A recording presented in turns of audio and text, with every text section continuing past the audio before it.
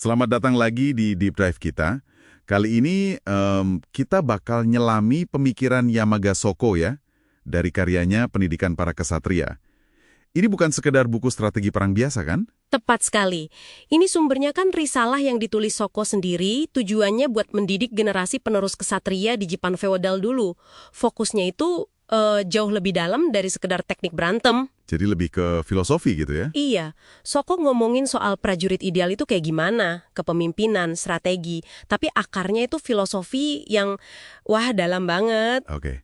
Nah, misi kita di sini, untuk Anda semua, adalah menggali esensi pemikiran ini. Kita coba bongkar bareng-bareng ya. Gimana Shoko melihat peran kesatria itu, bukan cuma petarung, tapi tadi disebut kesatria ilahi, atau divine warrior. Betul, itu konsep kuncinya, kesatria ilahi. Mari kita mulai dari situ. Shoko bilang, kesatria itu harus bisa maduin bela diri sama budaya dan etika juga. Ada kutipan menarik tuh dari Mencius yang dia singgung. Intinya apa ya? Soal perang gitu. Iya, intinya perang demi wilayah tapi pemerintahan yang nggak manusiawi itu kejahatan paling tinggi. Itu jadi semacam fondasi moralnya Shoko.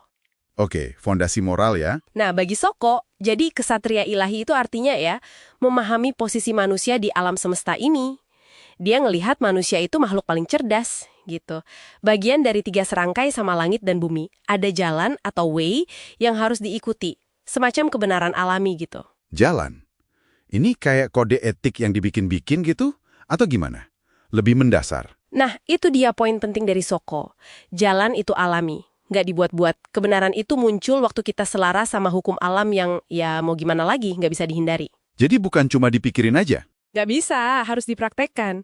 Shoko bahkan ngehubungin ini sama fenomena alam loh, kayak yin-yang, 5 elemen, musim, yang menurut dia diatur sama para bijak zaman dulu buat menciptakan keteraturan. Wah, holistik banget ya cara pandangnya. Banget. Kerangka berpikir holistik inilah yang menurut Shoko ngebentuk etika kesatria. Ini ngasih mereka semacam legitimasi moral yang lebih dalam gitu. Bukan cuma jadi alat kekuasaan aja. Menarik, menarik. Terus gimana nih penerapannya dalam kepemimpinan?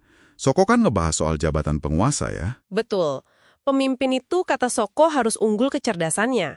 Tugasnya yang ngebimbing rakyat. Terus ada 3 tugas utama nih. Apa aja tuh? Pertama, belajar. Jadi pahami masa lalu dan kini. Kedua, pengetahuan, buat memperjelas pemahamannya. Ketiga, tindakan. Ya, dipraktekin itu tadi. Dan dia nggak sendirian kan? Ada konsep 3 pembantu juga. Mentor, teman, sama pengikut. Ini kedengarannya praktis banget ya. Kayaknya relevan juga buat zaman sekarang. Pentingnya punya support system gitu. Iya loh, sangat relevan. Shoko juga nekankan struktur dalam pembentukan jabatan. Penting banget misahin urusan sipil sama militer. Oh, dipisah ya? Iya, butuh Perdana Menteri dan Jenderal yang punya 3 hal, karakter, pengetahuan, dan keberanian. Proses seleksi dan pelatihan juga jadi sangat krusial. Nah, soal seleksi ini, gimana Shoko nyaranin milih orang yang tepat?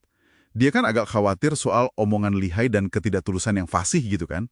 Ada cara spesifik buat ngujinya nggak sih? Iya, tentu nggak ada tes psikologi modern ya zaman itu, tapi dia menekankan pengujian lewat pengamatan. Lihat kata-katanya dan lihat tindakannya dalam situasi nyata. Jadi nggak cuma teori? Betul. Kombinasi pendidikan formal sama pelatihan praktis. Itu kuncinya. Buat ngelihat karakter asli, bukan cuma jago ngomong. Tujuannya ya bangun struktur yang isinya orang kompeten dan tulus beneran. Oke. Dari struktur kepemimpinan, kita geser dikit ke kesiapan praktis. Shoko ngomongin kesiapan militer yang cakupannya luas banget ya kayaknya? Iya, betul. Ini bukan cuma soal senjata atau pasukan gitu. Ini soal kewaspadaan total. Total, gimana maksudnya? Ya, dalam semua aspek. Sikap, ucapan, bahkan sampai tata kota, dan gimana ngamanin istana. Terus ada konsep formasi juga. Ini penting nih. Formasi. Baris berbaris gitu? Lebih dari itu, ini semacam perwujudan keteraturan. Shoko nyebutnya ketenangan dalam gerakan, stillness within motion. Dan ini berlaku di mana aja. Di istana juga, nggak cuma di medan perang. Iya, prinsip keteraturan yang sama. Jadi baris berbaris atau cara bikin kemah itu cuma perpanjangan dari prinsip ini. Intinya soal disiplin yang merasuk ke semua aspek kehidupan kesatria. Wah, dalam juga ya. Selain formasi, apalagi kerangka operasionalnya? Soko juga ngejelasin pentingnya kerangka kerja yang jelas.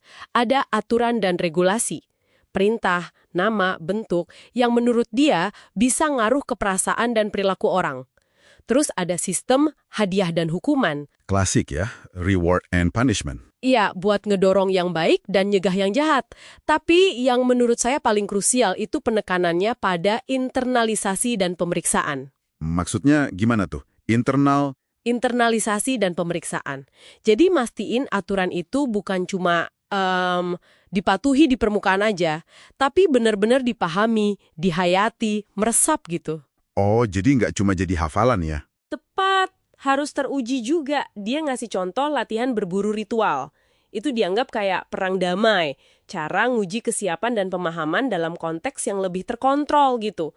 Ini sistem yang lengkap banget buat ngebentuk perilaku kesatria secara mendalam.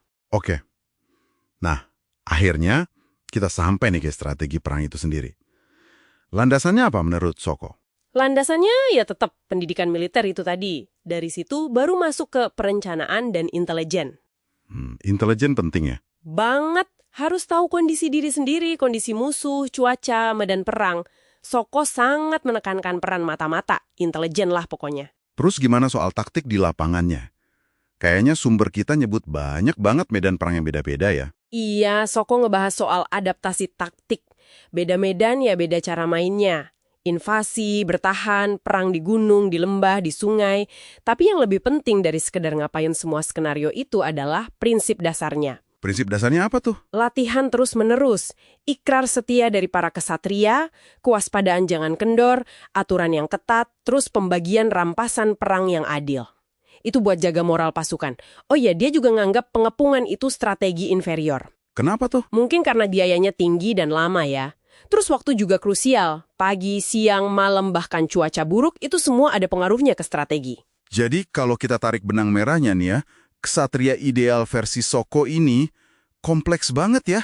Bukan cuma soal jago main pedang doang. Jauh dari itu. Dia itu pemimpin yang terdidik, punya prinsip etis yang kuat, dan ngelihat tindakannya itu dalam konteks yang lebih besar. Tatanan kosmik, tatanan sosial. Pemikirannya itu nyatuin antara pengembangan diri, kepemimpinan yang efektif, sama kesiapan praktis di lapangan. Benar-benar pandangan yang utuh ya. Iya, dan ini mungkin bawa kita ke satu pemikiran penutup nih buat Anda renungkan di rumah. Sukoporna pernah bilang, tentara unggul itu menang tanpa perlu bertempur. Menarik. Nah, pertanyaannya untuk Anda, gimana kira-kira prinsip kuno ini menghindari konflik lewat strategi yang superior dan pemahaman yang mendalam, bukan cuma ngandalin kekuatan fisik, bisa kita terapkan pada tantangan-tantangan yang Anda hadapi sekarang?